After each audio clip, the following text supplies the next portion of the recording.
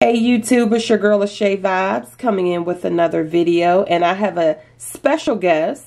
She's a regular guest here on the channel. We're going to be discussing the COVID vaccine, and that's going to be my beautiful cousin Nicole Nurse. We're going to call her Miss Nurse Nicole Kim Dotson on the line.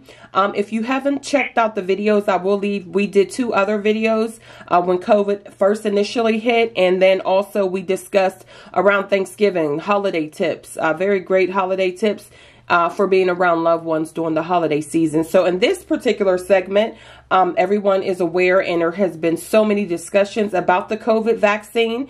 And since she is in the field and have administrated the vaccines and also has recently taken the vaccines, I figure what better person to get, to interview and discuss this vaccine. So a lot of the questions and things that I saw on Facebook, I was able to take down so we can ask her. So how are you this evening, Nicole? Thank you, Kim, for the wonderful introduction. I am doing wonderful this evening. That's awesome. So what can you tell us about the COVID? I know there's actually 2 different types of COVID vaccines. Yes, there are 2 currently approved FDA COVID vaccines. You have your Pfizer vaccine and you have the Moderna vaccine. Now, the difference between the 2 vaccines, the Pfizer vaccine requires you to have in your possession any medical facility or facility that is administering that vaccine, those sub-zero freezers that can actually store the vaccine. The Moderna vaccine, you have to have freezers, but it's not those specialized sub-zero freezers like the Pfizer. So I think more facilities are readily available to accept the Moderna vaccine, whereas some of your larger hospitals and institutions can accommodate and have the sub-zero vaccines and be able to store the Pfizer. Oh, so basically the main difference is how it can be stored, the Pfizer. Yes.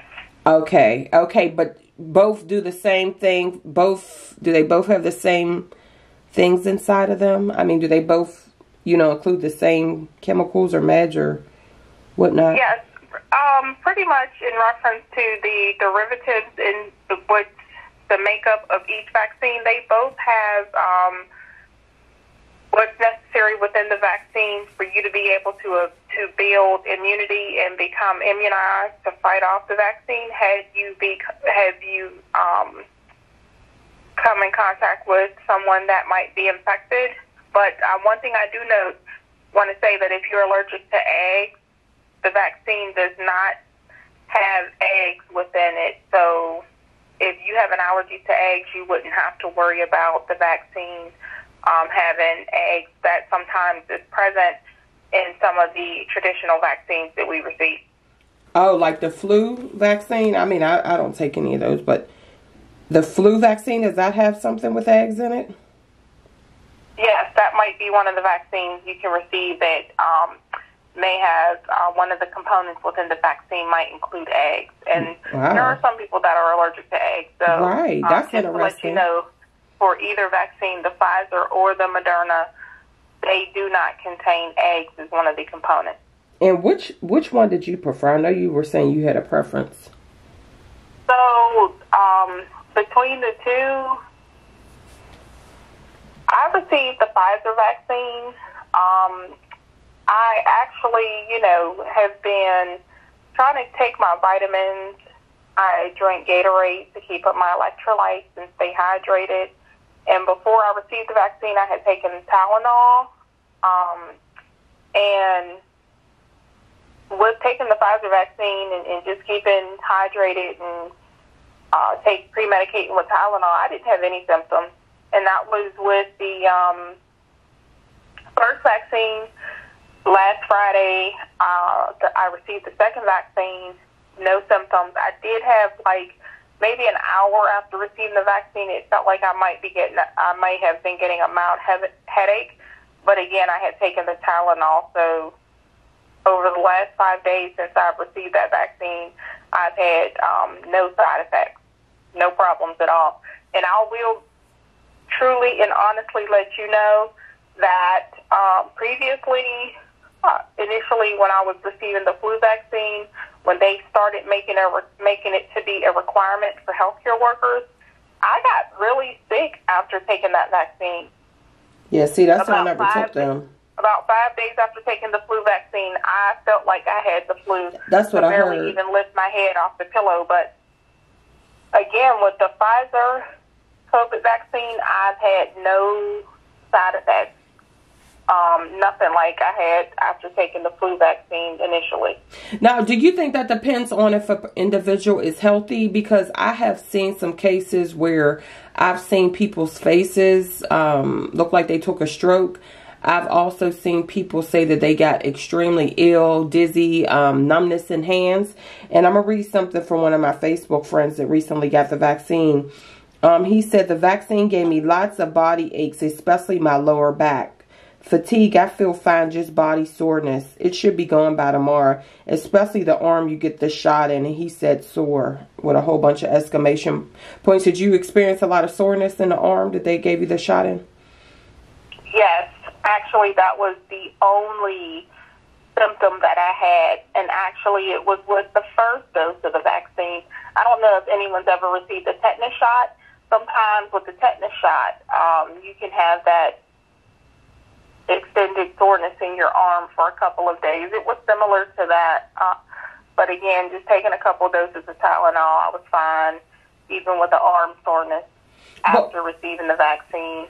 In reference to the body aches and the chills that, you know, your friend stated that he was feeling after receiving the vaccine, all of that is your body's normal response and your immune system beginning to recognize that there is something abnormal or introduced to the body that it must fight off.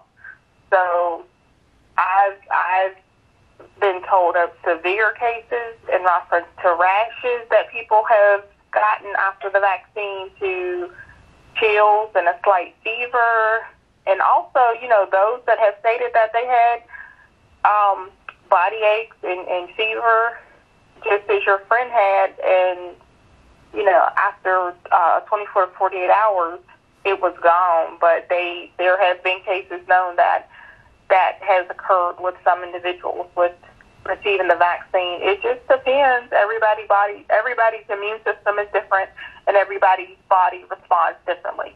Exactly. And then I heard that they were going to, because they don't have enough vaccines to administrate everybody. So I know that they were starting with like the healthcare workers and also like the schools. I know at my son's particular school, after the holiday, they had took like an extra couple of days off because they were saying they wanted to try to get most of the teachers vaccinated. So actually the vaccine administration is tiered, and it varies from state to state, but I don't think there's been any federal regulations in reference to exactly the age groups and those individuals and populations that should be vaccinated first. So I know first in most states, what they wanted to do was get our elderly vaccinated because they have the highest mortality rate, meaning they have the highest number of individuals that are dying, and that's between the age group of greater than 65. They are dying in higher numbers than younger population. So those that are in long-term care facilities and assisted living facilities, most states are targeting those populations first because they are the most vulnerable, and also they are at most risk in the mortality rate of those not surviving if they test positive for corona. So greater than 65. First, they started actually with greater than 75 nursing home residents and those in like assisted living facilities. Also high risk, they started vaccinating the essential workers. So in that group, they also included like your healthcare workers, your frontline workers, grocery store clerks and cashiers and those working the front lines. They were considered highly likely to contract and were included to be able to receive the vaccine. within that first go round. Now, is the vaccine free, or is that covered under insurance? Are these free, or? Actually, the vaccine is free. It's covered by tax dollars. Our tax dollars that we've already paid, or we're paying, has paid for the vaccine that everyone is receiving. I just hate that there's two. Like, why is there two? Why do you have to get two shots? What, you have to get one and then wait 2 or 3 weeks and get your second shot? So, during the trial, I guess, you know, throughout the trial, it was determined that the first dose of the vaccine only provided 50% immunity toward the virus. So it was a 50-50 chance if you become exposed to the virus, you have a 50-50 chance of testing positive or becoming sick. But when they did the second dose and then did the trial, actually the second dose provided up from, if it's the Moderna, 95% immunity against the virus, and then again the pfizer is 97% effective in providing immunity against the virus. So that's the reason. It's better results after the second dose and that vaccine being introduced into your immune system. And then we know a case where somebody got the first dose, got COVID, and had to start again, right? Right, Nicole, isn't that how it goes? If you get a shot and you end up getting COVID, you have to start the process all over again. No, actually, you don't have to start the process all over again. It's just that if you are actively testing positive for COVID, then until you have recovered and you are no longer symptomatic, they do not want you to be vaccinated. So the case that we are referring to, the person actually had the first dose of the vaccine, and before the second dose was due to be administered, this person had actually been exposed and became ill and tested positive. So until that person became negative, or not negative, but actually all symptoms were gone and they were recovered from the COVID, they were then able to get their second vaccine. So if you are actively sick, they are not going to give you a second vaccine, even if you already had the first vaccine. You'll just have to wait until you're fully recovered, and then they would administer that second vaccine. And remember, if you get the first dose of the vaccine, your body does not begin to build immunity and you're protected until 14 days after receiving that vaccine. So at 14 days, wow, you're 50% immune against the virus. And then when you receive that second dose, it's not until 14 days later after you receive the second dose that you're either 95 or 97% immunity against contracting the virus. Wow. Interesting. That's good information to know, Nicole. And then people, even though you're vaccinated, is there any form or anything that they give you, you know, for your purposes to keep in your wallet so people can know? Because I know, like, traveling, some countries require, what is it? I guess it's just a positive COVID test, but is there anything that y'all provide? Because I know you've done hundreds of vaccines. You know, do you guys provide anything to the patients? Yes, actually, there is a card that was actually provided from the CDC to all sites of care that are administering the vaccine. And on that card, it provides your demographic information, and it also provides exactly what vaccine you received, the date you received your first dose, and what vaccine and the date you received your second dose. Also, remember, what's very important, with whichever manufacturer and brand that you get in the first dose, you are required to receive that same brand and manufacturer for your second dose. As well as us receiving that card, our demographic information and verification that the vaccine was administered was also placed in a database. So then all of that information in reference to vaccine administration, I think, is sent to the CDC from whichever site of care provided the vaccine. Wow. So your name will probably eventually fall on some list at some point to the CDC for verification of when and where you received your COVID vaccine. That's cool. And see, I was watching on TV where they were saying by the end of March, there's actually going to be 78,000 more deaths due to COVID-19.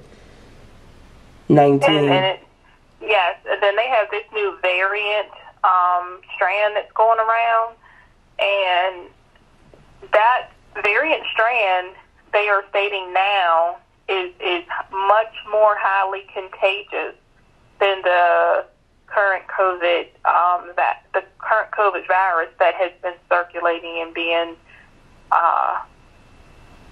contracted from person to person. So the current vaccines that are being given, when these strands increase, is that still going to be the same, or they have to go back in the labs and redo the vaccines? How does that work? Right now they're saying that the current vaccine should provide you some immunity against the new variant strands that are being contracted, but they're still doing more research on that. But currently, they think that if you receive the vaccine, you should have some immunity toward these variant strands that are new, that are being contracted. They are hitting the young generation pretty hard. I was seeing in the UK there were healthy individuals in their 30s and 40s that contracted this new variant strand, and it hit them pretty hard. And there has even been end of life from this new variant strand. So I encourage all, just as I received the vaccine, this virus is real. And I want to share that, I am a healthcare worker. I'm working the front lines. I'm assisting with vaccine administration. Some of our culture and our race feel that this is a conspiracy theory. They're trying to sterilize our race. Let me tell you, I don't know if you're aware, but I have affiliation with Duke University, and we are currently vaccinating actually top providers from Duke University, top surgeons, top doctors, and researchers that are actually employed at Duke, and they contract with us at the VA hospital. They were the first in line to get their vaccine. They didn't look like us. They were not black. They were young. They were old. They are all lined up in the masses getting the vaccine. So if they're trying to kill off the black race, why would they be in line getting the vaccine first? And if it's going to make them sterile, or if it's a conspiracy theory in reference to they're changing our DNA. I'm just here to tell you, some of the best researchers and surgeons in the world are lined up getting this vaccine. This pandemic is real. Those that do not work in healthcare and do not work the front lines don't see how hard these nurses are working and how hospitals are stretched and there's no ICU beds to take care of these patients and how the morgues are filled up. I see it. I see my nurses. I see my nurses that are not clinical nurses that work inpatient care anymore. They have pulled my nurses to help take care of patients on the front line and train these nurses to be able to care for this population and these that are sick. This virus is serious. Please, please, please, the best we can do to help us get to the next level and move on to a better place from this pandemic is to become vaccinated. We've already seen a huge change in the facility that I work in. 82% of the employees in my hospital have been vaccinated. Do you know the numbers of positive cases with employees have significantly decreased? The number of outbreaks on our units have significantly decreased. We had to close beds because there were no nurses, because there were so many nurses out with COVID that there were not enough nurses to care for the patients. All that has changed. We are not seeing these outbreaks. We are not seeing these numbers with employees testing positive now that they have received the vaccine. So again, I'm a witness. I'm seeing that this vaccine is working. I'm seeing that people are not testing positive. I'm seeing, our nurses are available to take care of those that are sick that have not been vaccinated. And I'm seeing the number of deaths and these people being put in the morgue. So again, I pray for everyone that they remain safe.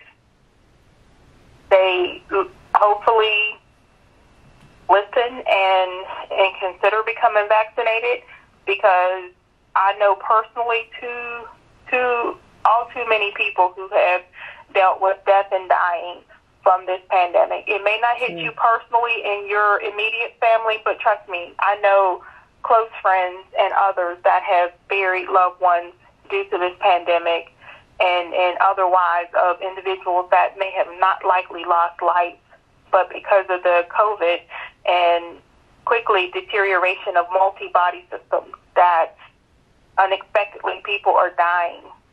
And the vaccine, this vaccine is our way and part of our answer to be able to get to some sense of normalcy and to get out of this pandemic.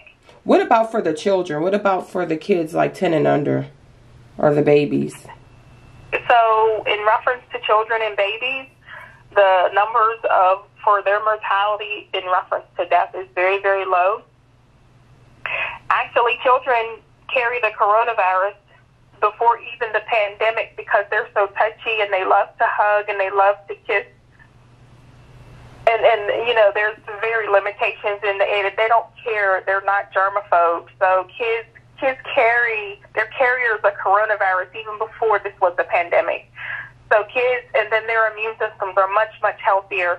So if they've come into contact with the coronavirus, they've already been exposed to it. So they've built up some small percentage of immunity, and then they're very healthy. So they're very easily able to overcome whatever sickness or, you know, symptoms that they do occur if they do come in contact with the coronavirus. Well, what about vaccines or kids? But I will say this about children.